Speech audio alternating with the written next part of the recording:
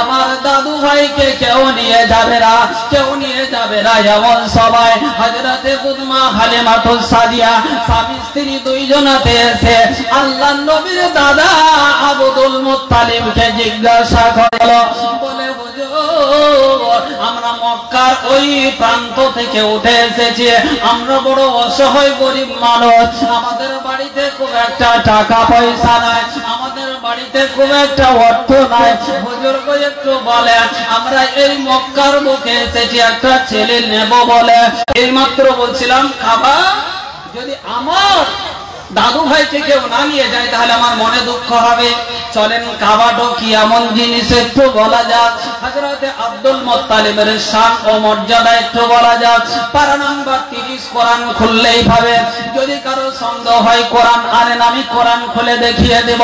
আল্লাহর কোরআন, আল্লাহ পাকের অবিবাদে কোরআনের মধ্যে আল্লাহ ঘোষণা করে যেই দিকে পুরুষ মানুষ মুখ করে নামাজ পড়ে, যেই দিকে মা ও বোনেরা মুখ করে নামাজ পড়ে, আল্লাহু আকবার আল্লাহু আকবার, আমরা যেদিকে মুখ করে নামাজ পড়ি সেটার নাম হলো কাবা।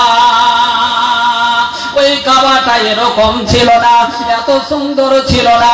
বিজ্ঞান বলে কাবার উপরে যে গেলাপ চাপানো আছে এটা কালো কাপড় 600 মিটার দিয়ে তৈরি করা আছে, আর ওই উপরে আপনার সোনা দিয়ে লেখা আছে, স্বর্ণাক্ষর দিয়ে আল্লাহর পবিত্র কোরআন লেখা আছে। আম্মা জানে না একটু সরো, ওই কাবাকে ধ্বংস করে দেব বলে, তারপরে আল্লাহ তোর হেফাজত করবে। তারা আব্দুল্লাহর বাড়িতে আর আব্দুল্লাহর বাড়িতে আজ লোরে মেলা লেগেছে, আব্দুল্লাহর বাড়িতে। মোহাম্মদ বলেন সুবহানাল্লাহ। পারতাম না এটা আমার বাড়ি যেখানে 5 ওয়াক্ত নামাজ হয়। আল্লাহু আকবার আল্লাহু আকবার। আপনাদের ইমাম সাহেব মাওলানা আলিউদ্দিন আজান দেয়, সুবহানাল্লাহ, মন কাঁপানো আজান, দিল কাঁপানো আজান যখন দেয়, ওই জায়গাটা যদিও কোনো ব্যক্তির জায়গা হয়, মুসলমান কেউ বলতে পারবে না এটা আমার বাড়ি। নামাজ পড়তে যাবে না, আর যদিও নামাজ পড়তে যায় নামাজ তাহলে হবে না, কেন ওটা নিজস্ব অধিকারের মধ্যে আছে। আল্লাহ নবীর দাদা বলে কাবা, ওরে কাবা আমি তোরে হেফাজত করতে পারবো না। আল্লাহকে বলে আল্লাহ তুমি তোমার সেনাবাহিনী পাঠিয়ে কাবাকে হেফাজত করো। আল্লাহ বলে ফেরেশতা তাড়াতাড়ি পাখির রূপ ধারণ কর। বলে কতগুলি হতে হবে? আল্লাহ বলে যতগুলো দরকার তত। এই কাবার মুখে আমার নবীকে যখন নিতে আসবে, আব্দুল মুত্তালিব বলে চলো আমার বাড়িতে যাবা। আমার বাড়িতে একটা ছোট দাদু ভাই আছে, ওর নাম দুনিয়াতে মোহাম্মদ, কেউ কেউ ভালো নাম রেখেছে আহম্মদ। ওই দাদু ভাইয়ের নাম আরো যদি পড়তে চাও আল্লাহর কিতাব কোরআন গুলো খোলো, দেখো পাবে। মুসলমান কোরআন খুলতে হবে না, মাত্র 3 থেকে 4টা টাকা দাও।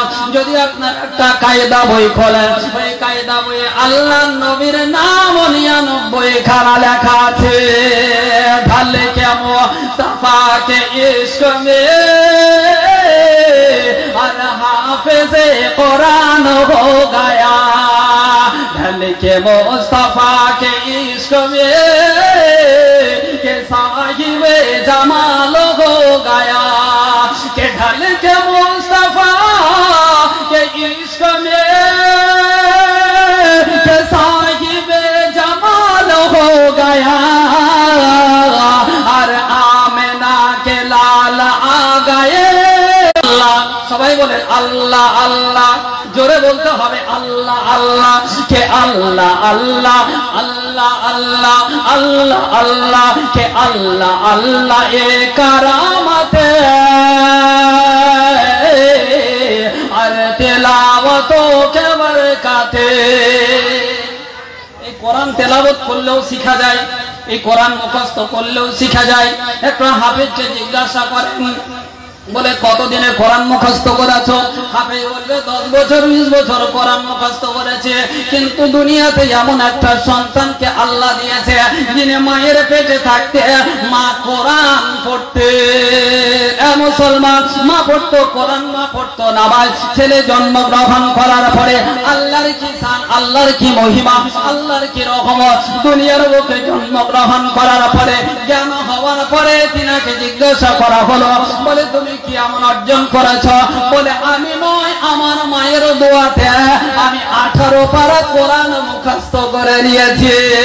আল্লাহ আল্লাহ হো গায়া আরে একবা কামাকে পেছনে ও তো হাফেজে কোরআন হো গায়া।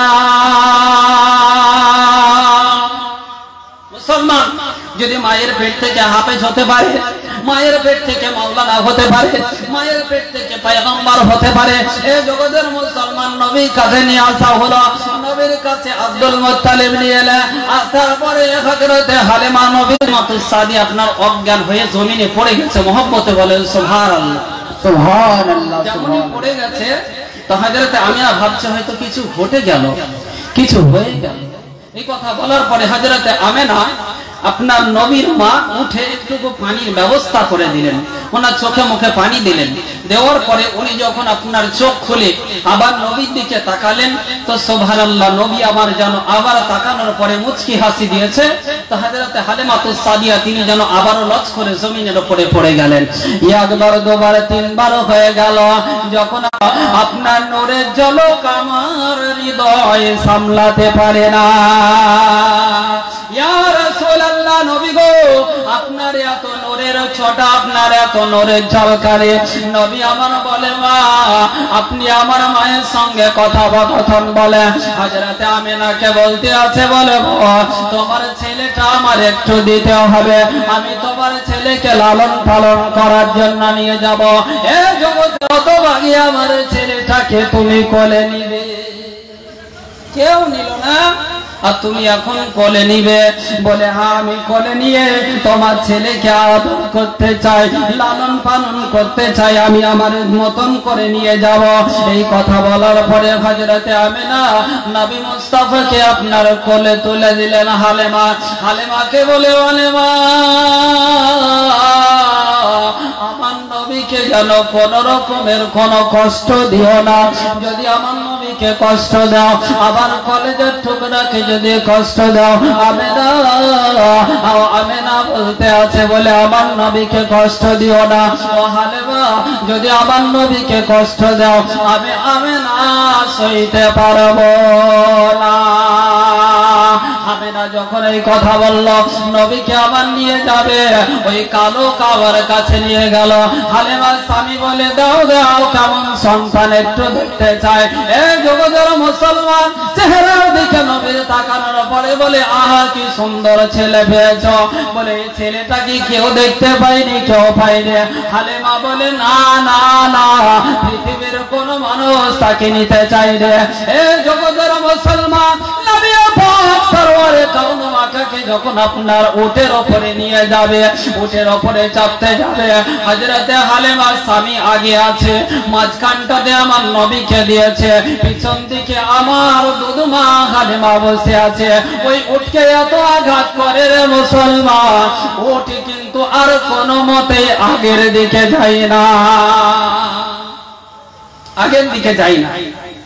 একবার দুবার তিনবার হলো আরম্ভ করে, তাহলে জানতে পারবো আমাদের ভুল দুনিয়াতে হয়েছে। মুসলমান বিসমিল্লাহ বলে আমার নবীকে যেমন আগে দিয়েছে, হালিমা চেপে গেছে, তিনার স্বামীও চেপে গেছে। এবারে উটের লাগাম ধরে চাপতে আরম্ভ করবে। আল্লাহ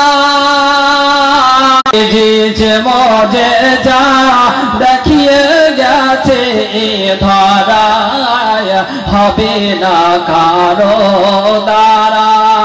শুকনো গাছে ফল ফুটিল নবীজির আগমনে, ইশারায় হবে না কারো দ্বারায় নূর নবীজি যে মুজিজা বাবা দেখিয়ে গেছে এ ধরায় হবে না